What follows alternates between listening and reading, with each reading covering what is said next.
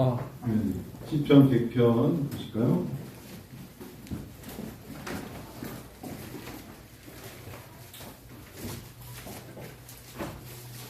1절부터 5절 같이 읽어요.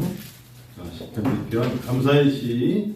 자, 교독해 온 땅이여 여호와께 즐거운 찬송을 부를지어다.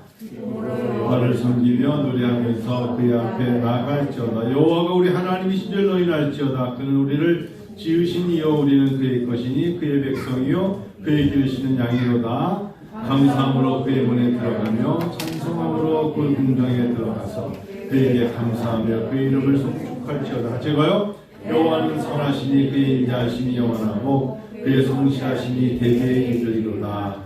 아멘. 제가 지난 주 중에 96세 드신 우리 장로님 뵙고 왔어요. 96세입니다. 거기는 모자이크 박종범 목사님 장인어른이신데 보스턴에서 미국에서 비행기 타고 2주 전에 오셔서 제가 점심 식사를 대접하러 강남에 나갔다가 그분이 이제 청와대를 아침 9시 예약한 곳을 갔다 오고 점심을 저와 같이 했습니다.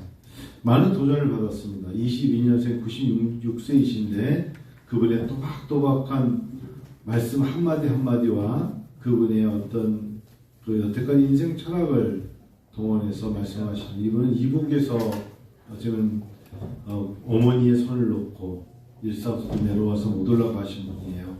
그래서 갑자기 묘향산 얘기하면서 북한의 묘향산 얘기하면서 초등학교 때 소풍 갔던 곳이라고 또 거기 이제 식량 평양에서 우리로 말하면 한강이죠. 두만강 있죠. 두만강으로 강북과 강남이 갈라지는데 두만강에서 목욕하던 그런 얘기도 하시고 무슨 말씀을 드리냐면 한 목사님이라고 그랬죠. 예, 옆에서 제 제자입니다. 한 목사님 난 빨리 또 보스턴 가야 돼요. 왜요? 그랬더니 빨리 가서 성경 공부를 가르쳐야 되기 때문에 나를 기다리는 선생님 우리 학생들이 많아요. 영생교회라고 필라델피아 영생교회라고 제가 좀 아는 교회입니다. 근데 지금 그 우리 학생들 60대 70대 학생들이 저를 기다려요. 가서 내가 성경을 가르쳐야 되기 때문에 이번 주 금요일날 미국에 들어가신답니다. 어서 성경 공부를 어떻게 하세요? 그랬더니 자기가 성경 66권을 평생 창세기부터 계시록까지 다 성경 공부 교재를 만드셨대요. 그걸 가지고 가르치려고 하는데 기회가 되면 지금 눈이 좀 침침해서 그렇지 다시 66권을 더 성경을 잘 만들어서 한 번 더 강의를 할 수 있는 기회가 되면 좋겠다. 그 얘기 들으면서 참 부끄럽기도 하고 도전을 받기도 하고 여러분 죄송한데 한국교회 목사들이 공부를 안 해요. 저는 진짜 제가 생각할 때 이렇게 공부들을 안 하지? 저는 사실 좀 공부를 좀 하는 편이거든요. 가르치기 위해서도 한국교회 목사들이 공부 안 하고 맨날 여기저기 몰려면서 데모하고 태극기 들고 이런 짓을 해요. 아주 불쌍해요. 하나님이 세워준 강단에 사람들이 해야 될 게 무엇인지 모르는 거예요. 근데 이분이 그런 말씀을 하셨어요. 저희가 미국에 있으면서 한국교회 위기를 볼 때 저희가 미국에서부터 북한에 있을 때부터 신앙생활 내려왔잖아요. 시간이 나면 다들 어디 갔다? 교회에 갔다. 아침부터 밤까지 직장을 갔다 오다가도 교회에 들려서 기도하고 성경 공부하고 기도하고 또 예배드리고 전도하고 그게 그리스도의 삶이었는데 지금은 그렇지 못한다. 그러면서 저한테 혹시나 주말에 데모하러 가요? 아닙니다. 그러지 마요. 그러면 안 돼. 목사의 삶은 그런 게 아니야. 나 96세야. 내가 살 만큼 살았으니까. 그리고 본인이 예전에 숭이 있죠? 오산 숭이 시락 공부하고 그다음에 뭐랬더라? 무슨 대학을 나오셔서 거기서 화학과를 나오셔서 선생님 하시다가 그러신 건데 나 정도면 내 여기 사회 바쁜 분이 있지만 나 정도는 많이 배운 사람 아니에요? 내가 얘기하면 돼. 목사는 목사다워야 돼. 네, 알겠습니다. 배웠어요. 66권을 한국교회 목사들이 창세기부터 계시록까지 강의할 수 있는 사람이 몇 명이나 될까? 자기가 그때는 땅을 치고 싶다는 거야. 소리는 많이 지르는데 창세기부터 계시록까지 한번 가르쳐 주세요. 그러면은 네 그러면서 자발적으로 가르쳐 주면 몇 명이나 되겠어요? 이 목사들이 쓰시면서 맞는 이야기죠. 굉장한 도전을 받았어요. 제가 다시 한번 그렇습니다. 저도 그렇게 하겠습니다. 그렇게 하라고. 내가 나이만 조금 한 10년만 젊었어도 한 번 더 할 텐데 내가 22년생이야. 그래서 제가 갑자기 조양님하고 연세가 비슷하시네요. 맞다고. 근데 나이는 나이일 뿐이야. 나 지금 오늘 어저께 박종훈 목사가 책 한 권을 줘서 내가 이틀간에 읽었어. 신철이라는 책이 있어요. 신철. 제가 중국 갔다 오면서 유연산 씨가 쓴 책이 신철전산이 있는데 이 책을 읽었더니 이틀만 읽었대요. 또 하나 얘기할까요? 자기네 교회는 자기 젊은 사람들, 60대, 70대 사람들에게 만날 때마다 일주일에 한 권씩 책 읽어. 책 읽어. 뭐 하냐고 책 읽으라고. 성경 아니면 책 읽어. 그 70대 사람들이 아유 요즘 장로님 눈이 책 읽으면 눈이 밝아지는 거야. 그렇지 않으면 눈 더 안 쓰게 돼. 그 달고 다니는 눈 갖고 뭐해? 책 읽어. 책 읽어. 그래서 만날 때마다 책 읽어. 내가 지금 책과 빌려주신대요. 이거 읽었어? 읽었어? 까다로운 장로님이 되는 거죠. 근데 사람들이 좋아하는 장로님. 그래서 책 읽으라고. 신문 읽으라고. TV만 보지 말라고. 그러면 TV는 앉아가니까 눈 나빠지지. 책 읽어. 책 읽어 하신대요. 굉장한 도전이었어요. 야, 선생님 진짜 대단하시다. 그러면서 6년 단위로 한 번씩 오는데 내가 다음에 넘으면 102세가 되는데 그때 살아있을지 모르겠다. 그래서 그리고 시간이 날 때마다 목사인 전데도 확 끼안고, 그러니까 이분이 깨끗해요. 근데 끼안고 기도를 하는데 옆에 이제 길거리였어요. 헤어지려고 어떤 상가 들어가고 기도 이렇게 안고 근데 하나님 아버지 이 아들을 축복하시고 하는데 차가 딱 들어가는 입구에서 기도가 시작됐어요. 근데 그분도 참 고마운 게 빵빵 걸리지 않고 기다리셔요. 두 대가. 근데 장로님은 그렇게 있지 않고 정말 깊게 기도해 주시더라고요. 너무 감사한 거예요. 그래서 미국 가기 전에 한 번 더 보면 제가 점심 대접했으니까 본인 식사 대접하고 싶대. 그리고 내 자녀들이 다 잘 됐대. 우리 딸이 지금 목사 상호가 됐지만 다 잘 돼서 우리 집안에 의사도 많고 참 많은데 교만하면 안 된다고. 하나님 말씀으로 살아야 겸손하다고. 굉장한 도전이었어요. 너무 감사하고 맨날 불평하고 아는 체하고 소리 지르는 시대 속에서 있다가 요새 많이 드신 분의 말 한마디 들으니까 겸허해지면서 식사가 끝났는데 이러시더라고요. 어디 가서 블랙커피 한잔 해야 되는 거 아니야? 그래서 모시고 스미스 반에 가서 블랙커피 한잔 에디오피아 그거 딱 보시면서 조금 과테말 난 에디오피아 작은 걸로 달라고 딱 드시더라고요.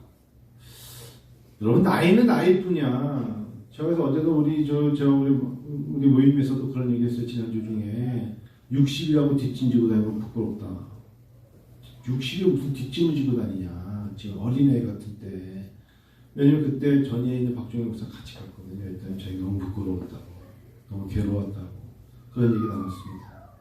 한편 우리가 감사를 준비해야 돼요. 감사함으로 준비. 하나님 앞에 감사함으로 준비해야 돼요. 저는 그때부터 이제 사실 저도 공부할 만큼 했기 때문에 하나님 앞에 용기를 내야겠다. 이제 교회가 창세기부터 계시록까지 모르면 모릅니다 말하면서 과감하게 성경 공부하고 가르치고 그냥 우리가 아는 것만 하는 게 아니라 모르면 왜 모르냐고 물어보고 공부하십시다 말하고 끌고 나가야겠다. 그래서 아까 제가 변사님 96세인데 했더니 아이고 최근에 80대 할머니가 충격으로 가셨대. 이제부터 턴이 잘 안 된다고 그러시더라고요. 권사님 나이는 나이일 뿐이라니까 그 말이 맞아요. 제가 그 나이가 안 돼서 그런데 나이가 드신 분들이 하시는 말씀이 몸이 불편할 뿐이지 생각은 그대로라는 거야. 그런데 그 생각이 늙으면 헛소리 하는 거예요. 생각이 더 갈수록에 젊은 사람들에게 본이 돼야 되고 하나님의 마음을 심어줘야 정말 좋은 선배가 되는 거예요. 안 그렇겠습니까? 젊을 때 힘 있는 건 누구나 그렇죠. 그러면서 저는 우리 장로님 하신 말씀 중에 이런 말, 심장로님이신데 심장로님이 이런 말씀하셨어요. 정치는 정치하는 사람이 해야 돼. 그것도 명심하라고. 정치는 젊을 때부터 정치학을 공부하거나 아니면 정치를 위해서 준비한 사람이 정치를 해야 나라가 편한 거야. 미국은 그렇다는 거야. 미국은 그래서 그 사람들이 아예 처음부터 정치를 준비해서 멘토가 있고 정치를 준비하는 사람이 정치를 해야만 그 사람들이 정치할 때 하는 따라지. 예를 들어서 사업가가 돈이 많아졌는데 갑자기 정치한다고 그걸 트럼프 얘기하는 거겠죠. 그날이 마침 중간 선거하는 날이었어. 자기 필라델피아 어떻게 되는지 계속 보면서 누가 되는가 보자. 그런 얘기를 하시는 거야. 정치는 정치하는 사람이 해야 돼. 그러면서 이렇게 말씀하셨어요. 목사도 마찬가지예요. 목사도 갑자기 사업해서 돈 많이 벌어놓고 목사 되겠다는 사람 치고 목회를 끝맞으면서 못 봤다. 힘들어도 젊을 때부터 인사하면서 따라다니면서 심부름하면서 그 속에서 교회를 배운 사람이 목사가 되니까 건강하더라. 굉장히 와닿더라고. 아, 맞아. 돈을 이만큼 벌었는데 내내 놀다가 아버지 사업 이어받아야겠다. 다 말아먹잖아요. 다 말아요. 여러분, 준비라는 단어의 포인트도 해야 돼요. 하나님 앞에 감사하려면 준비라는 단어를 잘 생각해야 돼요. 대안학교를 놓고 기도합니다. 여러분이 생각하는 은혜 아버지 학교의 대안학교는 어떤 줄 아세요? 제가 늘 생각하는 건 이거예요. 가치가 뭐냐? 은혜 아버지 학교에서 어떤 대안학교 시작합니다. 왜 대안학교 세우는지 아세요? 가치가 교회를 잘 섬길 수 있는 사람을 만들고 싶은 거예요.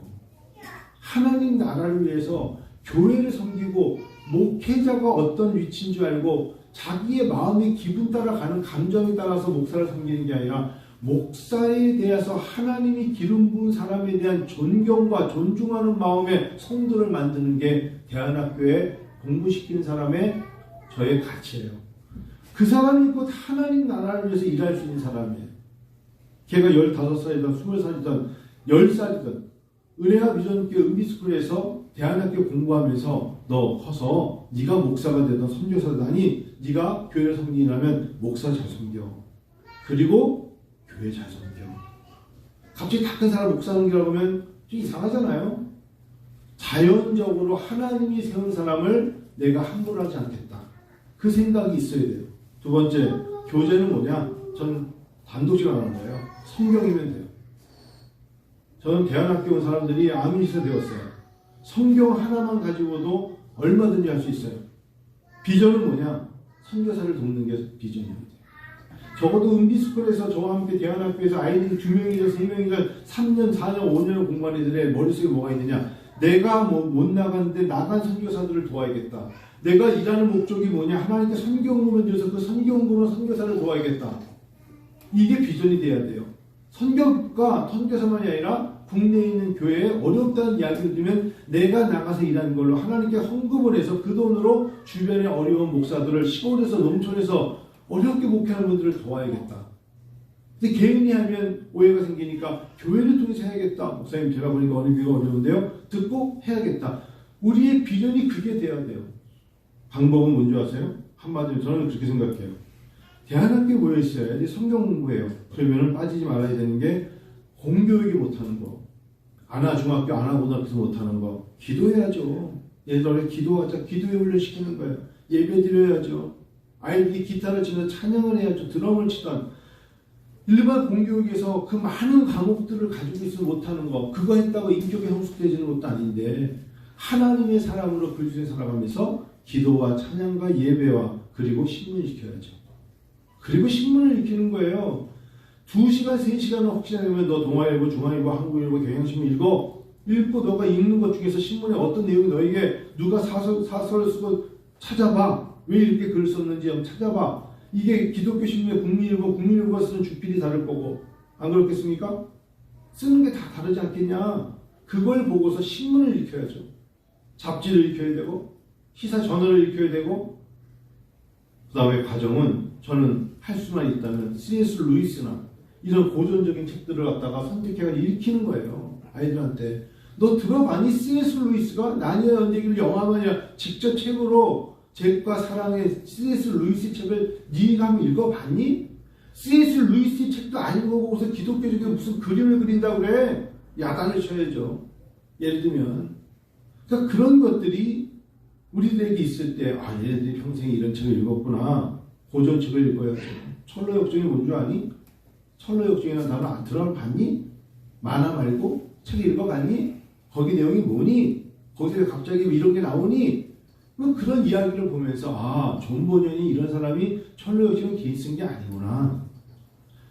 사실 그리스도인으로서 교회는 다녔는데 성장했는데 뚜껑 열어보니까 머릿속에 온통 돈 버는 이야기밖에 없는 거예요. 그리고 돈 때문에 실망하고 낭망하고 좌절하고 교회를 떠나고 하나님을 떠나고 영생이 필요 없어. 당장 지금 잘 사는 게 문제지. 이게 무슨 그리스도인이에요. 우리 정말 잘못 배운 거예요. 여러분, 대안학교를 하나님이 허락하신다면 저는 설립자로서 이렇게만 가르쳐도, 근데 얘네들에게 그러면 너희들이 먹고 살아야 되잖아. 그래서 제가 생각하는 게 농작물이에요. 너희들 옥수 심는 법, 야채 심는 법, 농작물 심는 법, 고구마 심는 법, 감자 심는 법 가르치는 거예요. 오히려 그걸 가르치면서 애들한테 트랙터 모으는 법, 경운기 보는 법 이런 걸 가르치는 거예요. 이렇게 농사 져야 돼. 가축은 이렇게 키워라. 가축의 종류는 뭐가 있단다. 어떤 가축을 너가 키울래? 염소 키울래? 양 키울래? 아니면 말 키울래? 모 키울래? 개 키울래? 고양이 키울래? 가축 키우는 거 조금 더 간다면 제가 볼 때는 카펜터도 좋아요. 너 혹시 목공 기술 배워볼래? 카펜터? 말 그대로 어떻게 네가 목공 기술로 해볼래? 미국 애들이 가르친 것처럼 건축 기술 가르쳐 보는 거예요. 제가 전기를 못 배운 게 참 마음속에 늘 와닿는데 그냥 배웠어야 되는데 건축 기술을 배워야죠. 난 선교사들을 파송할 때 제일 답답한 게 그들에게 사명과 소명, 비전을 묻고 그 다음에 성경 말씀 읽고 내보낸다? 제가 굉장히 실패하는 게 실패. 선교사를 파송하려면 나가서 집을 지을 때 적어도 전기 다루는 법, 농작물 다루는 법, 기계 다루는 법, 차가 막히면 차를 고치는 법, 기본적인 거 가르쳐 내보내야 되거든요. 저는 은비대안학교에서 결과적으로는 이들이, 자 보세요. 우리가 농작물을 키워서 하나님 앞에 영광을 돌릴 수 있죠. 가축을 잘 돌보고 어떤 카펜터가 됐든 어떤 기술을 해서 그럴 때 정말 좋은 대학을 나와서 그 맞는 과를 맞추면 좋겠지만 설령 유명한 대학의 유명한 과와 전공 못해도 농작물 지을 수 있잖아요. 어떤 사람이 원해요? 좋은 대학에 좋은 과를 나오고 말도 잘하고 뭐 다 잘하는데 교회는 다 있는데 그리스도인이 아닌 거야. 알고 봤더니 하나님 얼마나 실망하실까요? 그런데 그가 성경 말씀으로 다져지고 기도와 말씀과 찬양과 예배 드리는 자로 그리스도인을 걷는데 설령 유명한 대학과 유명한 걸 못했지만 그가 농작물과 가축과 뭐뭐 해가지고 하나님의 일을 한다면 그 사람이 드려지는 물질이 감사의 예물이에요. 너무 이상적입니까? 그런 생각으로 안 하려면 우리가 대안학교 할 필요가 없어요. 영어 가르쳐가지고 영어는 그것들을 통해서 혹시나 미국이든 한국이든 필요한 것들을 아이들에게 심어주기 위한 학교의 방편이죠. 마음속에 그런 생각이 굉장히 커요. 준비하세요. 준비한다는 건 뭘까요? 자녀들에 대한 준비도 마찬가지고 기대가 있다는 거죠. 준비라는 건 기대예요. 기대가 있다는 것은 분명히 기대를 갖고 준비한 사람은 과정이 있겠죠. 시간과 환경이 있겠죠. 그 과정을 순간순간 넘겨야죠. 저희 교회가 15년 오면서 대안학교를 놓고 1년 만에 개척하고 하는 게 아니에요. 15년 동안 기도해 온 거예요. 생각해 온 거예요. 누가 하면 좋을까도 오랫동안 생각하면서 이제는 누가 봐도 이 사람들이 하겠구나라는 것을 이제는 단정 지을 수 있을 정도의 과정이 있었던 거예요. 더울 때도 있고 겨울 때도 추울 때도 있고 힘들 때도 있고 과정의 시간, 환경, 그걸 또한 결과가 있겠죠. 결과에 대한 고백, 그 결과 어떤 대안학교도 국제학교를 해보고 아니면 사람을 키워봤는데 그 결과에 대한 고백이 있을 겁니다. 더는 못하겠다 포기. 아니야, 조금 달라서 과를 바꿔보고 방법을 바꿔보자. 또 다른 기대. 야, 이거 해보니까 하나님께서 영광 받으신다. 만족스러워. 계속하자. 만족. 있을 거 아닙니까? 그럴 때 또 다른 기회의 감사가 있죠. 제가 한번 생각해 봤어요. 당장 아들이 있어요. 제가 재수를 하고 삼수를 했어요. 아, 삼수가 뭐 어때요? 아빠는 더 했는데 맨날 그런 얘기를 합니다. 힘들죠. 본인이 얼마나 힘들겠어요. 대학교 1학년 1학기 예상에다가 다시 합니다. 기대가 있겠죠. 2023년도에 대한 기대가 있을 때 시작했겠죠. 그렇죠? 저는 그 기대를 존중해요. 근데 그 기대는 분명히 자기가 원하는 과에 더 좋은 대학을 가고 싶은 기대가 있겠죠. 그 과정은요 쉽지 않죠. 더위도 있었고 위기도 있었고 인내심도 필요하고 친구들은 뭐 축제 간다는데 뭐 노는데 그런 어떤 자기만의 절제의 싸움이 있었겠죠. 과정이 있어요. 시간이 있어요. 그리고 이제 11월 17일 시험 끝나고 나서 결과가 나오겠죠? 그때 그 결과에 대한 고백이 있겠죠. 아, 더 이상은 못해 포기. 아니면 또 다른 기대가 있고 하나님 감사합니다. 만족이 있겠죠. 그럴 때 대학에 들어갔을 때 그때부터 대학 생활에 얼마나 큰 기대가 생기겠어요. 안 그렇겠습니까? 이 시스템이 우리 삶에 똑같다는 거예요. 직장도 마찬가지고 직장 들어갔는데 어떻게든지 내가 그냥 여기서 진급도 없고 출세도 없고 미래도 없고 비전도 없고 더 그런 게 없으면 다닐 때 얼마나 힘들겠어요. 마지못해 내가 좀 돈 벌고 끝날 거야. 물론 그런데 분명히 그 안에 비전이 있으니까 다니는 거고 야망이 있고 도전이 있으니까 다니겠지만 그렇지 않으면 얼마나 힘들겠어요. 자기가 그곳에서의 어떤 기대가 있겠죠. 여러분 이제 감사해요. 11월 셋째 주마다 매년마다 추수감사인데 저는 혼자 한번 되돌아봤어요. 올해 2022년에 어떤 도전을 했고 어떤 기대를 했고 혼자 스스로 하나님 이것에 대한 과정의 시간의 환경 속에서 그 결과 그래 하나님 은혜 앞장교라는 것에 대해 올해 나를 속상하게 만드는 거 나를 실망시키는 건 뭐예요? 나 스스로 어떤 것들 때문에 내가 낭망하고 어떤 것들 때문에 내가 축 처져 있고 그럴 이유가 뭐가 있냐? 하나님은 하나님이신데 라고 생각하면서 다시 용기를 얻고 그래 하나님 나에게 기회 주신 거야.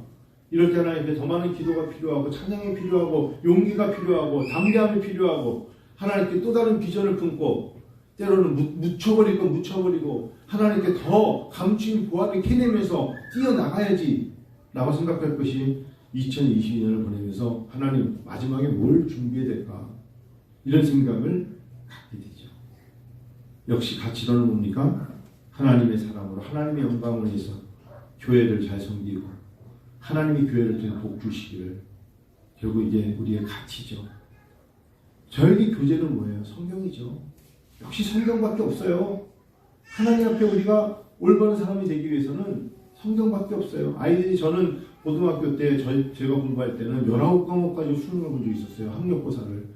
한문, 고전, 지리, 인문지리, 국토지리 19과목 봤어요.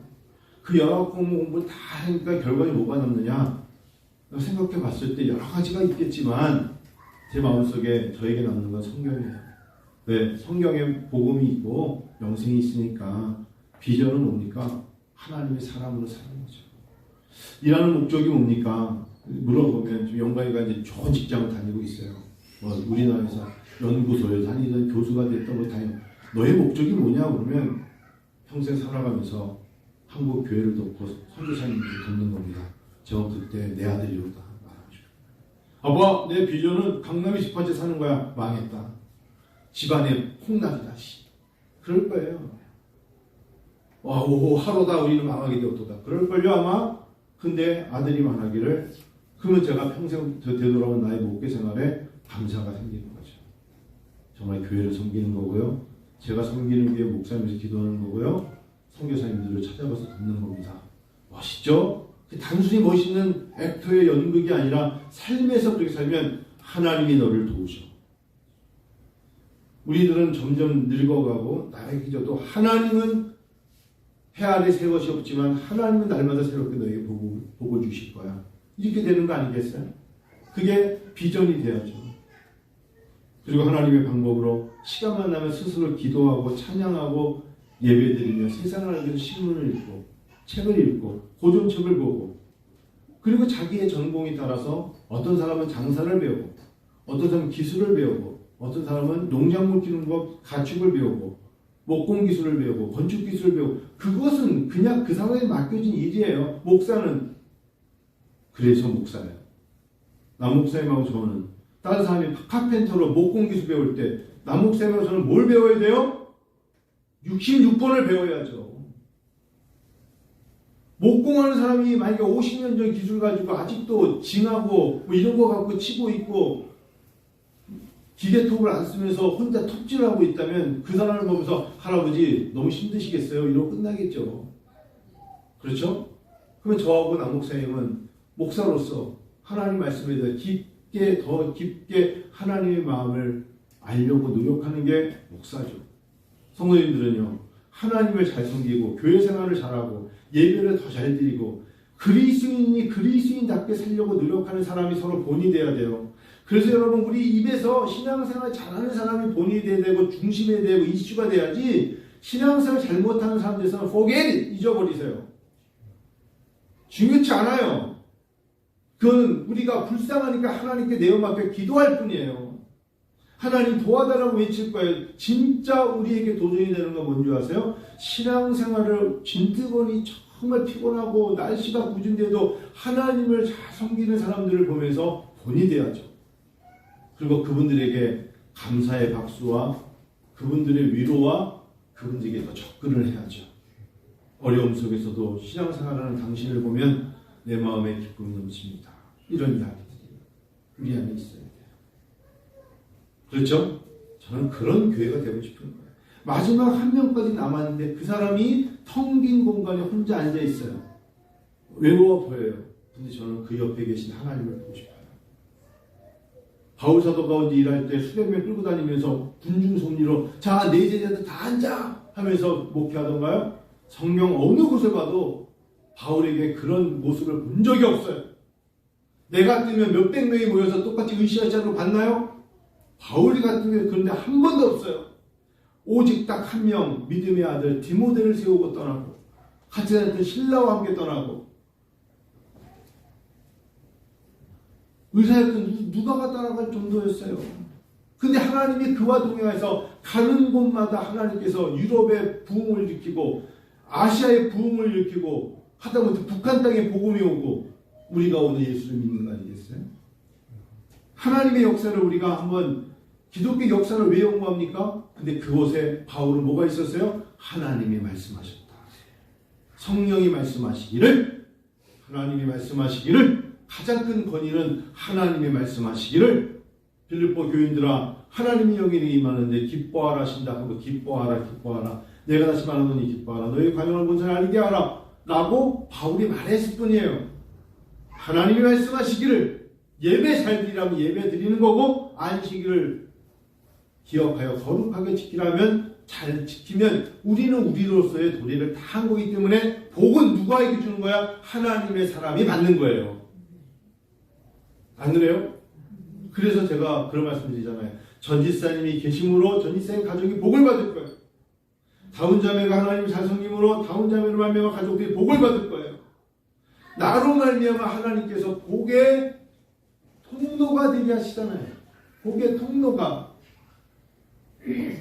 뿌리가 있어야 줄기가 타고 올라가서 꽃을 피우고 열매를 맺는데 통로가 되줘야 될 거 아닙니까? 그러면 살아있는 뿌리와 연결되어 있는 것에 관심을 맺어야지 썩어져 있는 나무, 잘라져 나간 나무에 무슨 소망이 있겠어요? 그래서 하나님은 우리에게 너희가 내 안에 거하고 내 말이 너희 안에 거하면 구하라 내가 이루리라 하셨죠. 됐습니까? 저는 추수감사절을 준비하면서 하나님 앞에 큰 종이를 놓고 그림을 그리기 시작했어요. 하나님 어떤 아이가 15살 아이가 우리를 찾아서 공부한다면 무슨 과목 가르칠까요? 저는 창세기 가르칠 거예요. 창세기에 4가지 사건부터 하자. 창조가 있어. 그 사람들이 타락했잖니. 하나님께서 홍수를 일으키셔. 그러고 나니까 나라가 갈라졌단다. 4가지 사건. 자, 우리 4명이 사는 공부할까? 창세기 누군데요? 아브라함이 있어. 이삭이 있고 야곱이 있고 요셉이 있다. 이게 11장, 12장부터 50장까지 이야기야. 1장부터 11장은 뭔데요? 앞에 얘기했잖아. 4가지 사건. 이게 창세기 50장이란다. 이거 가지고 12주 공부하면 돼요. 너와 내가 앉아서 성경 읽으면서 하자. 그게 성경 공부예요. 자, 아가서가 있어. 전도서가 12장까지 있어. 욥기가 42장까지 있어. 얘야. 잠언이 31장까지 있어.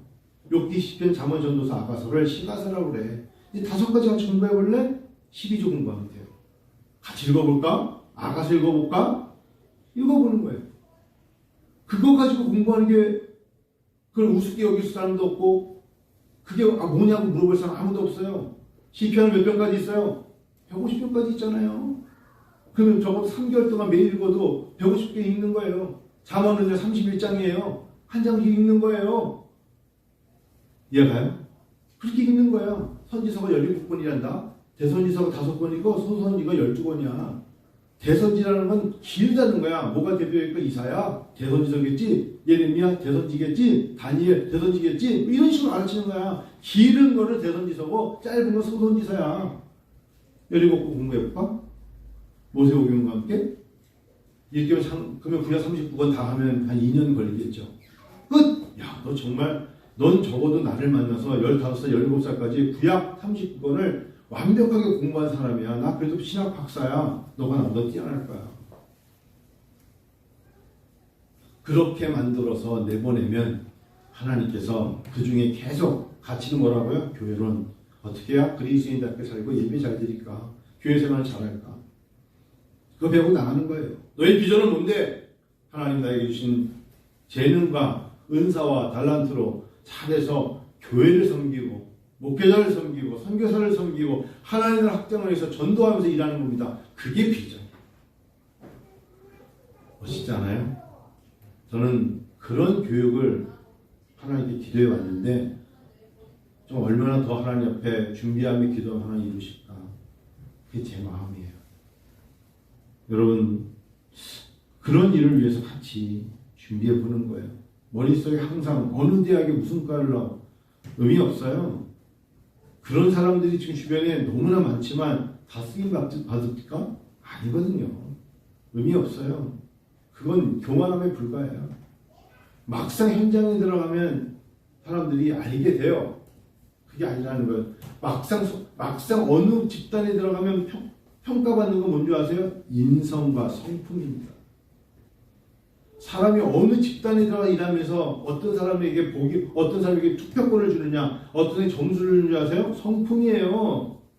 인품이고 인성이라고요. 그게 제가 목회자로 살아보니까 정답이 옵시다. 누가 누구를 섬기고 누가 게으르지 않게 자기 일을 하고 누가 정직하게 하며 누가 겸손하게 하며 친절하게 하느냐. 그거 아닌가요? 성경은 그걸 말하는 거예요. 능력은 있는데 게으른 자 하나님 안 써요. 이 게으른 종아 그러죠. 그래서 시편에 7가지 죄 중에 제일 먼저 나오는 게 게으름이에요. 게으른 건 죄예요. 하나님 앞에 게으른 건 죄라고요. 늦게 일어나서 기도할 시간 와서 기도하지 않는 게으른 건 죄입니다. 아유 나는 천성이 게을러. 그건 당신은 죄성에 빠진 거예요. 과연 하나님 무슨 역사가 있겠어요? 잘 준비합시다. 정말 어쩌면 인생이 금방 지나가요. 잘 준비해야 돼요. 하나님이 준비된 자리에서 뭘 받아요? 감사의 제사를 받아요. 지금부터 자기 개개인이 준비할 게 무엇인가를 생각하며 잘 준비해보자고요. 하나님 앞에 기대를 가지고 그 과정의 시간 속에서 하나님 앞에 견뎌내면서 결과에 대한 고백을 하나님 앞에 드릴 때 또 다른 기회가 있게 되어 있어요. 그때 하나님 원하시는 것들을 이루는 거죠. 할렐루야. 아시겠죠? 그러면 그러다 보니까 신앙생활 하시는 분들에게는 하나님이 직분을 주시는 거예요. 너는 집사야, 너는 권사야, 너는 장로야, 안수집사야, 장로야. 그리고 너희는 이제 신학 공부를 마치고 전도사, 강도사, 부목사, 담임목사 여러 가지가 있겠죠. 그거에 맞는 일을 해라. 그 일을 하는 거죠. 그런 준비를 통하여서 하나님을 받으세요. 즐거운 찬송에 감사의 제사를 받으시다. 담임목사로서 그 준비를 하나님 앞에 혼자 그림을 그려요. 우리 교회에 하나님께서 많은 숫자가 아니지만 적은 숫자 중에서 하나님이 준비된 사람이 있고 준비를 시켜서 하나님 일을 하게 하신 사람이 있을 것이다. 하나님 분명 1000명 중에서 사람을 찾기가 많을 수 있겠지만 때로는 하나님께서는 적은 숫자 가운데서도 하나님의 일꾼을 찾으신다. 하나님이 원하시는 사람. 여러분과 제가 그런 사람 되기를 원합니다. 기도하고 마쳐요. 하나님 아버지 감사합니다. 오늘 감사로 준비합니다. 시편 100편을 통해서 온 땅의 주를 높이라고 말씀하셨습니다. 참 찬송으로 감사의 제사 되게 하여 주옵소서. 우리 은혜 앞전교회 모든 교회와 성도가 하나님 오실 때 인정받고 하나님 마음에 합한 성도 되기를 원합니다. 예수님 기도드립니다. 미션에 한장 부를까요? 그래서 우리 준비된 헌금 있으면 갖고 오시고요.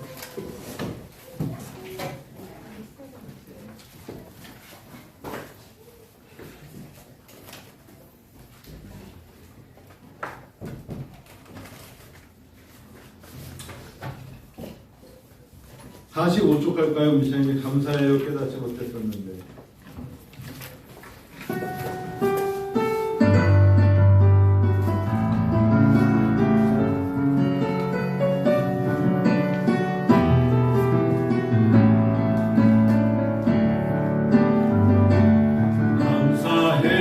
깨닫지 못했었는데 내가 얼마나 소중한 존재라는 걸 태초부터 지금까지 하나님의 사랑 항상 날 향하고 있었다는 걸 고마워요. 그 사랑을 가르쳐준 당신께 주께서 허락하신 당신께 그리스도의 사랑으로 섬기며 이제 나도 세상에 전하리라. 당신은 사랑받기 위해 그리고 그 사랑 전하기 위해 주께서 택하시고 이 땅에 심으셨네. 또 하나의 열매를 낳으시며 우리가 다 넉넉하지 않죠. 근데 지난 월요일날 한 주 전에 월요일날 제가 영어 과목에 함께 가르치고 있고 제 학생며 제자 중에 셰럴 무이라는 학생과 또 한 명을 데리고 롯데리아에 갔어요. 그러면서 너희 파키스탄에서 왔잖아. 네, 교수님. 파키스탄의 역사를 말해줘 그랬더니 1947년도에 하나의 나라였는데 인도와 파키스탄과 방글라데시가 세 나라로 나눠졌답니다. 몰랐죠. 세 나라가 나눠졌는데 이유는 딱 하나, 종교 때문이었어요. 인도는 힌두교, 나머지는 이슬람으로 간 겁니다. 그 속에서 할아버지가 선교사를 통해서 예수를 영접한 거예요. 그래서 자기네는 파키스탄 지역이 갈라졌잖아요. 파키스탄은 90%가 이슬람인데 자기네는 힌두교인 여러분 아직도 카스트 제도가 있잖아요. 그 카스트 제도에 굉장히 높은 예를 들면 뭐 브라만인지 뭔지 뭐 그거였는데 할아버지가 예수를 영접하는 순간에 그 계급에서 떨어져 나간 거예요. 맨 밑으로. 믿음을 지키느냐고. 그래서 자기 아버지도 가난하고 자기도 예수를 믿어요. 그래서 이미 교육료는 높고 공부는 잘해서 영어를 대학 다닐 때 영어를 할아버지부터 영어를 해야 된다. 영어를 너무 잘해요. 인도 계열의 학생들이 영어를 해서 한국으로 유학 와서 한국에 살아요. 그런 얘기를 듣는데 너무너무 가난하다는 거예요. 파키스탄이. 어느 정도 가난하냐 했더니 한 달에 엘리트들이 한 달 월급이 4만 원이라는 거예요. 방글라데시도 4만 원이래. 그러니까 오고 싶으니까 한국 정부가 돈 벌러 못 오게 하는 거야. 아직 노동하는 애들은 올 줄 몰라도 못 오게 하는 거죠. 왜? 와가 눌러 앉으니까. 아마 장로님 잘 아실 거야. 못 오게 하는 거야. 그러니까 걔네들 한국에 오면 돈을 버는 거잖아. 그래서 셰럴 문이라는 자매가 예수를 만남으로 통지박살난 자기네 가족들. 진짜 가난. 그런데 예수 그리스도를 붙잡은 할아버지, 아버지, 자기 그리고 이제 아들 하나 낳았거든요. 우리가 받는 영생의 복을 따지면 아무것도 아니라는 거죠. 이게 영성이에요. 예수를 만나서 그보다 더 가장 값진, 가장 가치인 복음을 받게 된 것이 얼마나 감사한지 모르겠다고. 제가 그 얘기를 영어로 듣는데 가슴이 뜨거운 그저 그랬어요. 오늘 롯데리 햄버거 내가 나왔거든요. 다음에 기회가 되면 한번 저희 교회 오라. 지난 24일 제가 총장 취임할 때 꼭 좀 와달래. 어디 인비테이션으로 꼭 좀 와달래. 그러니까 부부가 목사 오디네이션, 목사 안수를 받는 날이었는데 제가 총장 취임하니까 그 말을 다물고 있다가 끝나고 나니까 사실 닥터 한내가 오디네이션을 받았다. 그래서 축하한다. 박수 쳤거든요. 하나님 안에서 얼마나 아름다운 보이지 않는 사람들의 모습입니까? 참 우리가 알지 못하는 곳에서 놀라운 일들이 일어납니다. 여러분 이 시간 한번 나라를 위해서 한번 기도하고 우리 아까 우리 김용석 우리 형제가 아까 기도를 참 하나님 적들로부터 우리를 구해달라고 했어요. 그 적은 세상의 적을 말하는 거야. 사단과 마귀. 내가 그때 구국기도에서 기도를 배웠던 것 같은데 하여튼간에 명석이를 봐도 명석이 기도 하나님 맞아요. 이 나라를 위해서 기도하는 명석이 멋지다. 나라를 위해서 기도하더라고. 멋져요. 여러분 나라를 위해서 기도해야 돼. 그래서 그냥 하나님께 내어 맡기는 나라. 하나님의 손에 내어 맡겨야 돼. 정당도 파도 다 필요 없어요. 언제 시간이 지나면 다 바뀝니다. 하나님 교회를 살려주소서. 하나님 이 땅의 교회를 살리시고 하나님 이 땅의 교회 제가 중남부 갔더니 딱 보니까 중화동에 국회의원 사무실이 딱 있는데 박홍문 사무실이 아주 오래된 태릉시장 맞은편에 있더라고. 다 바뀌어요. 당은 다 바뀌는 거야. 하나님 도와주세요. 그분이 신내감리교회 장로랍니다. 그래서 얼마나 내가 물어봐서 신내동에 신내감리교회가 있는데 정치인으로 저렇게 예수를 잘 섬기는 사람이 없대. 깜짝 놀랐어요. TV 나올 때마다 너무 말투도 별로 마음에 안 들었는데 그 말 딱 듣는 순간 이 사람이 민주당 지금 원내대표구나. 신내감리교회를 정말 섬기면서 그곳 일대 신내동과 어때 그쪽 동네 중화동과 면목동을 위해서 정말 그쪽에 있는 곳을 위해서 애쓴 데에서 하나님 바로 그런 거라고. 하나님의 사람들이 깨어있으면 지역을 살리는 거고 하나님 나라를 살리는 거고 사회를 살리는 거예요. 기도하십시다. 나라를 위해서 다시 수능을 위해서 보는 자를 위해서 한번 더 기도하고 하시죠. 아버지 하나님 감사합니다. 도와주소서.